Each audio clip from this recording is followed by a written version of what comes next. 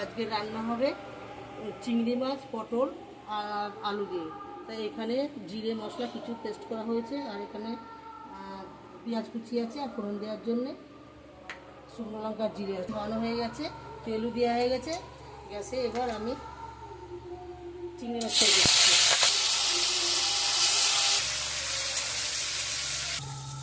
চিংড়ি মাছ আমার ভাজা হয়ে গেছে, আমি চিংড়ি মাছগুলো তুলে নিচ্ছি।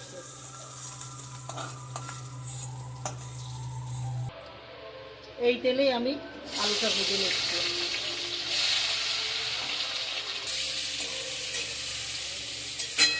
ভালো করে ভাজা হয়ে গেছে, আলুগুলো আমি তুলে নিচ্ছি।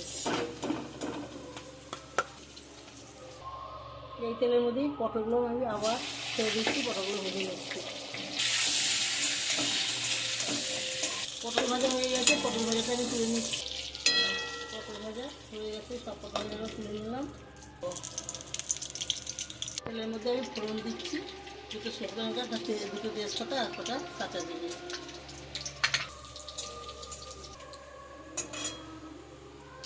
পেঁয়াজটা আমি পেঁয়াজ ভাজা হয়ে গেছে, পেঁয়াজের মধ্যে আমি পেস্ট করা মশলাটা সব দিয়ে দিচ্ছি।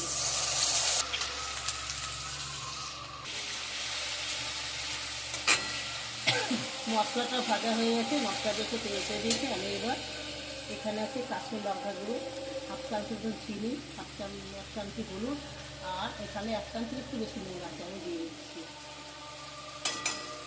আমি আর একটু কষিয়ে নেবো এগুলো দিয়ে। কষা হয়ে গেছে, এবার মশলাটা তেল ছেড়ে দিয়েছি। এবার আমি ভাজা পটল আর আলুগুলো দিয়ে দিচ্ছি।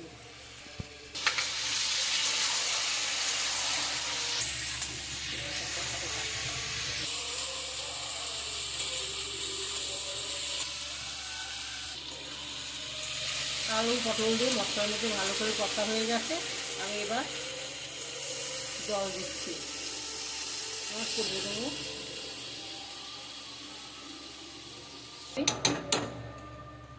8-10 মিনিটের জন্য চাপা দিয়ে দেবো। 10 হয়ে গেছে, আমি চাপাটা খুলছি।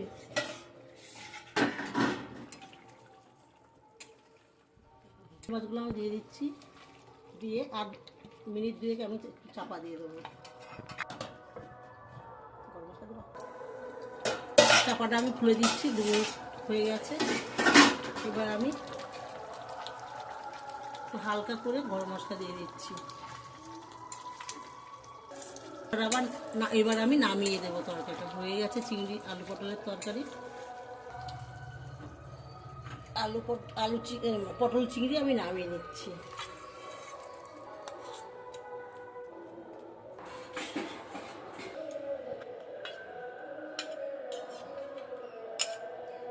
আমি খেয়ে দেখছি কেমন হয়েছে।